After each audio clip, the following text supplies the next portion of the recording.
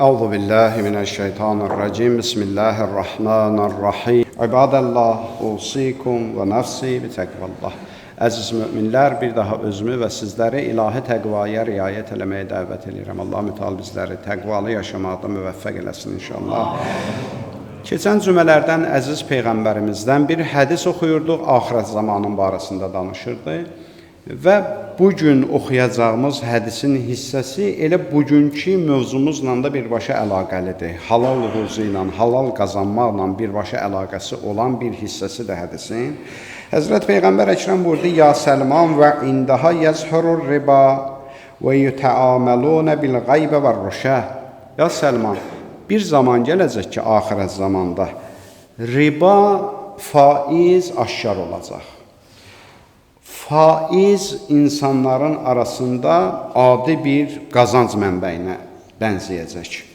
Mən ribanın barəsində, ribanın böyük günahı olmağının barəsində əziz Peyğəmbərimizdən bir hədis oxumaq istəyirəm. Buyurur: Fəilləm təfəl fəəzənu bihərbin minəllahi və rəsulih. Hər kim faizə pul verməyi və yaxud faizlə pul almağı tərk eləməsə, Allah və Peyğəmbəri ilə müharibəyə qalxıb. Müharibə eləyib onlarla. Başqa bir hədisdə Peyğəmbər Əkrəm buyurur: İnsanın ribadan bir dirhəm pul qazanmağı 36 dəfə, Allah uzaq eləsin, zina etməkdən pis günahdır. 36 dəfə ayrı-ayrı hallarda zina eləyib adam. Hədisin ardı da var, mən istəmirəm hədisin ardını oxuyum. Yəni Peyğəmbər Əkrəm o qədər kəskin deyib bu məsələni ki, ribadan pul qazanan 36 dəfə zina eləyib və kimlərlə zina eləyib, orasına qədər deyib Peyğəmbər Əkrəm. Ki, o qədər insan dəhşətə gəlir ki, bu nə boyda bir günahdır. Gəlib bugün İslam camiyyəsində rahatçılıqla alver mənbəyinə bənzəyir. İstir almaq, istir vermək, hər iki tərəfi günahdır bunun. Və hətta hədislərdə var, bunun arasında vasitəçi olmaq özü də günahdır. Eyni bərabər günahdır. Ona görə Peyğəmbər Əkrəm burada: Ya Səlman, bir zaman gələr ki, mənim ümmətimin içində riba baş alar gedər, faizlə pul vermək baş alar gedər. İnsanlar adi bir hal kimi baxarlar. Niyə dinimiz gəlir borc verməyi o qədər savab bilir ki? Borc vermək sədəqə verməkdən daha çox savabı var. Sədəqənin bir savabı var, borc verməyin 10 savabı var, hədislər deyir. Niyə? Çünki sədəqə verərkən bir tərəfdən o insanı sən ələ baxımlı öyrədirsən, amma borc verərsən, gedər işin gücün görər. Borc verərsən, insanı çəkindirərsən, gedər faizə pul götürməkdən.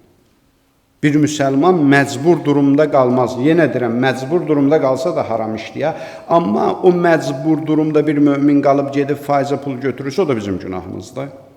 İmkanı olan ona borca pul versəydi, o da o vəziyyətə düşməzdi. İndi bunlar mövzular silsilədir ya. O möminlər də borc alarkən zəhmət çəkib borclarını qaytarsaydılar, o imkanlı adamlar da borc verməkdən yayınmazdılar. O da bir problemdir. O qədər borc aldı mümin qaytarmadı ki, indi o birisi də borc həqiqi ehtiyaclı və qəsdi qaytarmaq olan adama da vermək istəmir də. Etibar itir ortada. Bunlar da bir-birinə bağlı bir məsələlərdir. Bunlar da müsəlman cəmiyyətlərinin problemləridir. Həzrət buyurdu: Və yətəamelunə bil qaybəti və rüşə. Ya Səlman, bir zaman gələcək ki, insanlar pul qazanmaqları rüşvət müqabilində və söz aparıb gətirmə müqabilində olacaq. Sanki tanış məsələlərdir də. Görsən, oradan ona söz aparır, bundan buna söz aparır, gedir, ora söz çatdırır, bura məlumat ötürür. Nədir? Bu pul qazanacaq, bu vəzifə qazanacaq bunun vasitəsilə. Və yaxud rüşvət verir bu işlərin düzəlinməsi üçün. Və yaxud rüşvət verənlə rüşvət alanın arasında vasitəçilik edir. Hədislərimiz buyurur, eyni günahdır, heç fərq eləmir. Necə halal ruzudan danışırıq ki, insan halalından qazanmalıdır. Halal, haramdan qazanmaq budur ki, belə qumar oynayıb pulu haramdan qazanasan, gedib araq satıb haramdan pul qazanasan, gedib haram heyvanların alveri ilə məşğul olub haramdan qazanırsan. Tək bunlar deyil ki, tərəzidə alladarsan, haram qazanarsan. Yalan danışarsan, alverdə haram qazanarsan. İşvi məsuliyyətli görmərsən, yarımçıq görərsən, pulunu alarsan, müqabilində haram qazanarsan. Dövlətin əmlakını mənimsəyərsən, yeyərsən, haram qazanarsan. Xalqın, millətin malına əl uzadarsan, haram qazanarsan. Və haram da bir oddur, insanı yandıracaq. Özünü də yandıracaq, ailəsini də yandıracaq, sülaləsini də yandıracaq. Bu, Allahın bəşarətidir, bu ilahi bir sünnədir, ilahi bir ədalətdir. İnsanların haqqını sən əgər mənimsib yiyəcəksənsə, onun mütləq cəzası olacaq ki. Və ona görə də insan müğayət olmalıdır, xalqın, millətin, dövlətin də pulunu elə toxunulmaz bir mal-mülk nəzərində görməlidir və ona da əl uzatmamalıdır. Həzrət Peyğəmbər Əkrəm buyurur və yuza'ud-din və yurfa'ud-dunya. Belə bir zamanda insanların dini zay olar, dünyaları vüsət tapar. Baxarsan yaşayışları yaxşıdır, evləri yaxşıdır, maşınları yaxşıdır, pulları yaxşıdır, oturub çörək yedikləri restoranları yaxşıdır, hamısı yaxşıdır dinlərindən savayı. Dinə gözucu baxarlar, dinə əhəmiyyətli baxmalılar. Dindir də öz yerindədir, məsələn, indi vaxt olar qılaram, vaxt olmaz qılmaram, vaxt olar, nə bilim, vacib əməllərimi yerinə yetirərəm, vaxt olmaz yetirmərəm. Yəni, malımın xumsun zəkatını çıxartmasam nə olar ki? Heç bir şey olmur. Çıxartmayanlara nə olub, sənə də heç olmayacaq. Sadəcə malva haram qarışacaq, haram yiyəcəksən. Özündə, evladlarında. Nəticəsi də nə olacaq? Allah Peyğəmbəri bəşarət verir barəsində. İnsan müğayət olmalıdır. İnsan diqqətli olmalıdır bu cür məsələlərdə. Ya Səlman fəindəhə la yaxşəl qaniyu illəl fəqr. Ya Səlman, belə bir zaman gələcək ki, varlılar, imkanlılar kasıblardan daha çox qorxacaqlar. Əziz Peyğəmbər 1400 il öncə deyir bu məsələləri. Bu günləri görürsən ki, daha çox imkanlar daha çox ağlayır. Belədir də, həqiqəti bu cürdür də. Kasıbın görürsən lal olub dinmir, ehtiyacı var, hissəsi də çıxmır. İmkanlı adamlar bu günləri o qədər danışır ki, bu vəziyyətin çətinliyinə. Başa düşürük, dünən 10 qazanırdın, bugün 8 qazanırsan, 7 qazanırsan, indi bayaq dediyimiz məsələlər, biri gəlir rüşvət alır səndən, biri gəlir haqsız yerə bir şey alır səndən, qazancın da azalıb, başa düşürük səni. Amma ən azından həya elə, sən ki bugün işləyirsən, müəyyən məbləğ maaş alırsan, heç o işləməyən qardaşın yanında kasıbçılıqdan şikayətlənmə. Sən düşün ki, mən alıb yeyirəm, bu heç almır axı. Peyğəmbər Əkrəm buyurur, axirət zamanın əlamətlərindəndir ki, varlılar gələr, kasıblardan çox ağlayar. Kasıblardan çox kasıbçılıqdan şikayətlənərlər. Daha çox qorxarlar ruzunun azalmağından. Hədisdə Həzrət Əli əleyhissalamdan buyurur ki, ruzu tək ağılla olsaydı, o zaman dəlilər və heyvanlar az qalmalıydı. Diqqət edin məsələyə. Həzrət Əli əleyhissalam ağlı inkar etmir, ruzu qazanmaq mövzusunda. Deyir, düzgün ağılla iş qurmalısan, yerindədir. Sadəcə Həzrət Əli əleyhissalam deyir ki, tək ağılla deyil ruzu qazanmaq. Tək ağılla sən fikirləşirsən ki, sən pul qazanırsan, sən ağıllı adamsan, ona görə pul qazanırsan. Həzrət Əli əleyhissalam buyurur ki, sən ağlıva etimad edib pul qazanırsansa, onda bu heyvanata kim verir ruzunu? Ağılları ki, yoxdur. Dəlillərə kim verir ruzunu ki, ağılları yoxdur?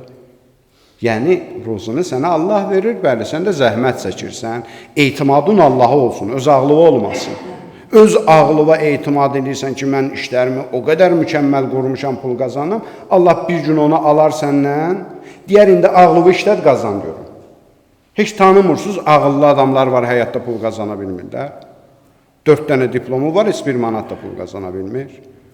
Demək ki, məsələ ağılla deyil ki, ruzunu sənə Allah verir və ruzunu Allah sənə verirsə, zəhmət çəkib, Allahın haqlarında da o ruzudan istifadə eləməlisən. Hətta ənəs-sailə ləyəsəlu fīmə beynəl cüməəti la yusibu əhadən yəzəu fi dinihi şeyən.